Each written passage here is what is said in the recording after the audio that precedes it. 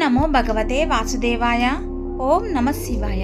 ఈరోజు మన వీడియోలో శ్రావణ మాసంలో వచ్చే బహుళ అమావాస్యను పొలాల అమావాస్య అంటారు. ఈ పొలాల అమావాస్య వ్రతంకు ఎంతో ప్రాముఖ్యత ఉంది. అదేమిటో తెలుసుకుందాం. అలాగే నా యూట్యూబ్ ఛానల్ని సబ్స్క్రైబ్ చేస్తున్న అందరికీ ధన్యవాదములు. ఎవరైనా సబ్స్క్రైబ్ చేసుకోకపోతే తప్పకుండా సబ్స్క్రైబ్ చేసుకోండి. పక్కనే ఉన్న బెల్ ఐకాన్ని క్లిక్ చేయండి. నా ప్రతి వీడియో మీ దాకా చేరుతుంది. శ్రావణ మాసంలో వచ్చే బహుళ అమావాస్యను పొలాల అమావాస్య అంటారు. ఈ పొలాల అమావాస్య వ్రతంకు ఎంతో విశిష్టత ఉంది. సౌభాగ్యం కోసం, పిల్లల యోగక్షేమాల కోసం, తమ కుటుంబం కోసం శ్రావణ అమావాస్య నాడు పొలాల అమావాస్య వ్రతం ఈ వ్రతంను ఆచరిస్తారు. ఇది ప్రాంతాచారం, గృహాచారం ఉన్నవారు పూజించే వ్రతం. పొలాల అమావాస్య పూజా విధానం: పూజ చేసే చోటు శుభ్రంగా అలికి వరిపిండితో ముగ్గులు వేసి ఒక కంద మొక్కను ఉంచి దానికి పసుపు కొమ్ము కట్టిన 4 తోరణాలను అక్కడ ఉంచి ముందుగా వినాయకుడిని పూజను చేయాలి. కంద మొక్క దొరకని పక్షంలో కంద పిలక పెట్టి పూజ చేసుకోవచ్చును. తర్వాత మంగళగౌరీ దేవిని కానీ సంతానలక్ష్మి కానీ ఆ కంద మొక్కలోకి ఆవాహనం చేసి షోడశోపచార పూజలను చేయవలను. 9 పూర్ణములు, బూర్లు మరియు 9 గారెలు, 9 రకముల కూరగాయలతో చేసిన ముక్కల పులుసు అమ్మవారికి నైవేద్యంగా సమర్పించాలి. తదుపరి కథను చదువుకొని కథ అక్షంతలు శిరస్సున ధరించాలి. ఆ తర్వాత కంద మొక్కకు ఒక తోరాన్ని కట్టి మరొకటి తన మెడలో కట్టుకొని మిగిలిన తోరణాలన్నీ సంతానం మొలలో కట్టాలి. సంతానం ఇంకా లేనివారు అక్కడ ఉన్న పిల్ల కంద మొక్కలను సమర్పించవచ్చును. అనంతరం ముత్తైదువును పూజించి నైవేద్యం పెట్టిన 9 పూర్ణంబులను ఒక తోరాన్ని ఆమెకు వాయనంగా సమర్పించి దీవెనలు అందుకోవాలి. సంతాన క్షేమం కోసం స్త్రీలు ఆచరించే ఈ పూజలో పూర్ణం, బూర్లు, గారెలు, 9 రకముల కూరగాయలతో చేసిన ముక్కల పులుసు అమ్మవారికి నివేదిస్తారు. ఆడపిల్ల కావాలనుకునే వాళ్ళు ఉన్నవాళ్ళు గారెలు సమర్పించాలి.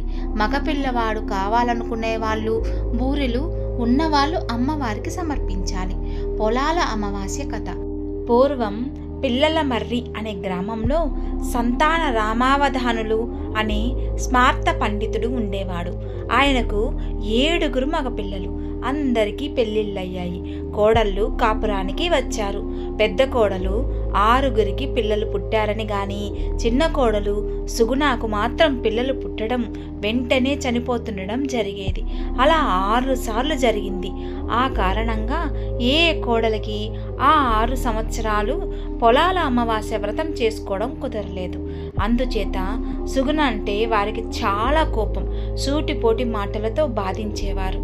7వ సంవత్సరం సుగుణ మరొకసారి గర్భవతి అయింది.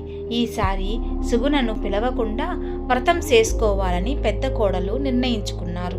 సరిగ్గా శ్రావణ అమావాస్య నాడు సుగుణకు ప్రసవమై మృత శిశువు కంది. ఈ సంగతి తోటి కోడళ్లకు తెలిస్తే తనను వ్రతానికి పిలవరని తలచి చనిపోయిన బిడ్డను తన గదిలో దాచి ఎవరికి అనుమానం రాకుండా తన కడుపున దగ్గర చిన్న గుడ్డ మూట ఉంచి తన తోటి కోడళ్లతో కలిసి పొలాల అమావాస్య వ్రతాన్ని ఆచరించింది.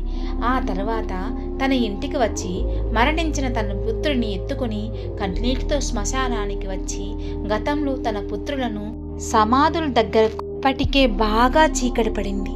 ఆ సమయంలో గ్రామ సంచారానికి బయలుదేరిన పొలాలమ్మదేవి సుగుణ దగ్గరికి వచ్చి ఎందుకు రోధిస్తున్నావు అని అడిగింది.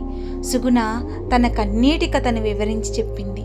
పొలాలమ్మదేవి జాలిపడి, సుగుణ బాధపడకు, నీ పుత్రుల సమాధుల దగ్గరకు వెళ్ళి ఏ పేర్లైతే నీ పిల్లలకు పెట్టాలనుకున్నావో ఆ పేర్లతో వారిని పిలువు అని చెప్పి మాయమైపోయింది. సుగుణ వెంటనే ఆ సమాధుల దగ్గరికి వెళ్ళి తన పుత్రులను పేరు పేరున పిలిచింది. వెంటనే ఆ సమాధుల నుంచి ఆమె పిల్లలు సజీవంగా లేచి వచ్చి తమ తల్లిని కౌగిలించుకున్నారు. సుగుణ ఆనందంగా వారిని దగ్గర తీసుకుని వారిని వెంట పెట్టుకుని ఇంటికి వచ్చి జరిగిందంతా తన తోటి కోడళ్లకు చెప్పింది. అందరూ సంతోషించారు. ఆనాటి నుండి ప్రతి శ్రావణ అమావాస్య నాడు ఈ వ్రతాన్ని ఆచరిస్తూ పిల్ల పాపలతో ఆనందమయ జీవితాన్ని అనుభవించి ధరించింది. విన్నారుగా, పొలాల అమావాస్య అంటే ఏమిటో, ఎందుకు పూజ చేస్తారు? మన సౌభాగ్యం కోసం, పిల్లల భవిష్యత్తు కోసం, అన్నిటి కోసం అమ్మవారిని తలిచి మనం ఈ వ్రతం చేస్తే అన్నిటికీ శుభాల్ని కలిగిస్తుంది. ఈ వీడియో మీకు నచ్చినట్లయితే తప్పకుండా సబ్స్క్రైబ్ చేయండి, షేర్ చేయండి, కామెంట్ పెట్టండి, లైక్ ఇవ్వండి. సర్వేజన సుఖినో భవంతు.